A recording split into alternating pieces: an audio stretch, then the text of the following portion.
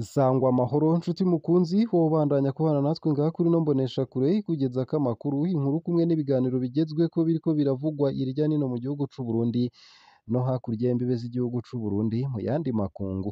Nonyemerere rero nkuhe ikaze, ndaguhaye mwiriwe neza cange mwaramutse neza bivanye n'aho udukurikira uherereye kuri uwu munsi wa mbere w'ino ndwi w'igenekerezo ry'icumi na kane Myandagaro umwaka w'ibihumbi bibiri na mirongo ibiri na gatatu. Utegerezwa rero gusa kubandanya ubana natwe. Kubana natwe ni ukumanuka munsi y'ino video hama ugafyona imbere y'ijambo Isange TV. Nawe ukoresha YouTube y'igifaransa uraza gusanga handitse ijambo s'abonner urafyondako. Nawe ukoresha iy'icongereza urasanga handitse ijambo subscribe ufyondeko uduha intererano yo kuja turakuronsa amakuru yose, inkuru kumwe n'ibiganiro bigezweko tubandanya gushikiriza biba biriko biravugwa irya nino mu gihugu c'Uburundi mu bisata bitandukanye, hoba mu gisata ca politike, mu gisata c'agateka ka zina muntu, mu gisata c'amagara y'abantu, mu gisata c'inkino, mu gisata c'indero, mu gisata c'imigenderanire n'ayandi makungu, mu gisata c'uburimyi n'ubworozi ndetse n'ibindi bisata bitandukanye ngaha mu gihugu c'Uburundi. Ubandanye ubana natwe. Umugambi wo guhindura inyubako zimwe zimwe zo mu gisagara ca Bujumbura ni ntabanduka. Abarundi basabwa kwitegura kuko hari inyubako zidakwiye kuba mu gisagara. Ivyo kumwe n'ibindi ni ivyashikirijwe n'umushikiranganji wa mbere w'Uburundi Gervais Ndirakobuca. Narakugezako ivyo vyashikirijwe n'umushikiranganji wa mbere, nonyemerere nkugezeko iyi nkuru ivuga ko umukuru w'ibohero rya Rumonge yaciriwe gupfungwa imyaka indwi ndetse n'amezi atandatu no gutanga ihadabu ry'umuriyoni w'amarundi mu rubanza rw'ikibiriraho rwaciwe na sentare nkuru ya Bururi. Muri urwo rubanza rwaciwe kuri uwu wa mbere w'igenekerezo ry'icumi na kane z'ukumunani bibiri na mirongo ibiri na gatatu, uwo yahora arongoye ibohero rya Rumonge yaburana ari kumwe n'abandi batatu bose bagirizwa gufasha itoroka ry'abanyororo umunani bari bapfunzwe bagirizwa kwica abantu i Bururi bakoresheje imipanga. Bisiguye bavuga ko batabatorokesheje ahubwo barekuwe gusa, bakavuga ko hashobora kuba harabaye ukwihenda. Nayo kandi umugambi wo guhindura inyubako zimwe zimwe zo mu gisagara ca Bujumbura ni ntabanduka. Abarundi basabwa kwitegura kuko hari inyubako zidakwiye kuba mu gisagara. Ivyo ni ivyaraye bishikirijwe n'umushikiranganji wa mbere Gervais Ndirakobuca mu nama yamuhuje kuri uwa cumi na gatatu Myandagaro bibiri na mirongo ibiri na gatatu n'imvukira z'abavuka mu ntara nshasha ya Bujumbura izoba irimwo kuva mu mwaka w'ibihumbi bibiri n'icumi na gatanu intara za Cibitoke, Bujumbura Rurare ndetse na Bujumbura. Ku makenga bamwe mu mvukira za Bujumbura bari bafise ku bijanye n'ivyo umushikiranganji w'inyubako yaheruka kuvuga ko abantu bose bazohora bubaka ari uko babanje kwerekana ishusho y'inzu bagomba bubake. Gervais Ndirakobuca yagize ati: nimba turiko turavuga Uburundi buteye imbere mu mwaka w'ibihumbi bibiri na mirongo itandatu, hariho ibintu dutegerezwa kuvamwo. Umushikiranganji w'inyubako niwe akwiye gutegura ingene inzu zo mu gisagara zokubakwa plan, hanyuma uwubishoboye akayubaka, uwutabishoboye nawe akavamwo hakaja kubaka ahari ku rugero rwiwe, kuko bitagenze uko vyohava biba akajagari. Abandanya agira ati: ivyo dutegerezwa kuvyumva uko nk'abanyagisagara, kandi bavuze kubaka ntibavuga ibibanza bigaragara gusa, n'izo nzu zose zitakibereye kuba mu gisagara ca Bujumbura zirimwo, kandi ivyo vyose ni ukuvyitegurira kuko ntitwovuga ko twateye imbere tugifise ibi nyene tubona ngaha uno munsi.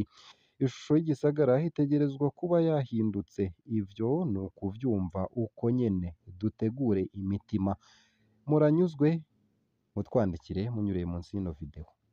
Nayo mu bindi kandi nuko imyaka ine irumanye Guido Shimikiro anyurujwe.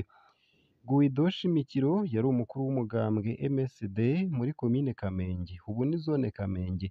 Yamye ari umuntu arwanira demokarasi na cane cane umwidegemvyo w'ivyiyumviro mu Burundi. Mu ntango ya za 90 yari umunywanyi akomeye wa Sahwanya Frodebu. Mu nyuma yarakoreye CNDD FDD. Aho havukiye MSD mu mwaka w'ibihumbi 2009, Guido yinjiye muri uwo mugambwe mushasha anawubera indongozi mu Kamenge. Guido Shimikiro yarahuye n'ibibazo vyinshi muri urwo rugamba rwa politike. Muri CNDD FDD baramushavuriye cane abavuyemwo. baramutinya kubera yari umuntu akundwa cane azi kwigisha umugambwe. Kamenge kari agace kabamwo abakozi benshi b'iperereza. Ubutegetsi ntibwashaka ko hari uwundi mugambwe uhakomera. Guido yaratewe ubwoba kenshi ariko aranka guhemukira umugambwe wiwe. Inyuma yo mu mwaka w'ibihumbi bibiri n'icumi na gatanu, Guido yagumye aza arimuka kugira anyegere abamurondera. Guido Shimikiro yari umushoferi mu bushikiranganji bw'amagara y'abantu. Mu gitondo c'uwa cumi na kane z'ukwezi k'umunani umwaka w'ibihumbi bibiri n'icumi n'icenda, Guido yategerezwa kuja gutora umuyobozi mu Gihosha. Akihagera, Guido yafashwe n'abakozi b'iperereza baramujana. Imodoka baca baja kuyisiga kw'Itanganyika. Abayitoye bayisanzemwo n'imfunguruzo zayo. Guido Shimikiro yari yarusimvye kenshi. Umukozi w'iperereza twaganiriye yagize ati: "Guido yari yararamvye. Urya twaramaze imyaka ibiri tumutega akadusiga. Imodoka yama yugaye ibiyo kandi yagenda yiruka cane. Ntiyashobora kwemera guhagarara mu nzira. Ni kenshi twamutegerereye bikanka ko tumufata. Twari dufise itegeko ko kizira kwonona irya modoka. Urumva atavuye mu modoka ntako twari kumufata. Mu Kamenge yarigeze kuhahunga turamubura. None urumva ko bamufashe agiye gutora umukoresha. Nkeka ico gihe yaravuye mu modoka bararonka uko bamufata." Kuva anyurujwe, ubushikiranganji yakorera bwarinumiye. Umurwi CNIDH wasigitse Virginie Muraba wo kuva mu mwaka w'ibihumbi bibiri n'icumi n'icenda nturigera wemera ko hari umuntu yanyurujwe mu Burundi. N'icegera ca Guido Shimikiro kandi naco caranyurujwe. Amezi makeya imbere y'uko Guido Shimikiro anyuruzwa hari hanyurujwe icegera ciwe Wilhelme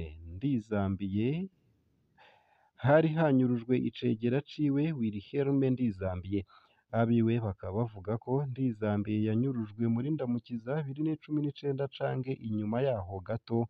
Indwi zibiri gusa harekuwe mw'ibohero rikuru rya Mpimba. Wilhelme Ndizambiye yitavye iterefone y'umugenzi mu Kamenge gutya aba arafashwe. Kuva ubwo nta gakuru kiwe.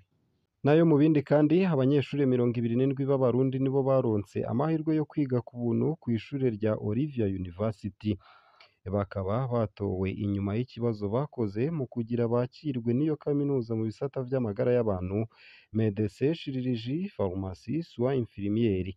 Uko ari 27 bazoronswa bourse d'études ifise agaciro k'amafaranga hari hagati y'amadolari y'Amerika ibihumbi 36 n'ibihumbi 33 angana n'ayatangishwa mu kiringo c'ivyigwa ca kaminuza kiri hagati y'imyaka 5 n'itandatu.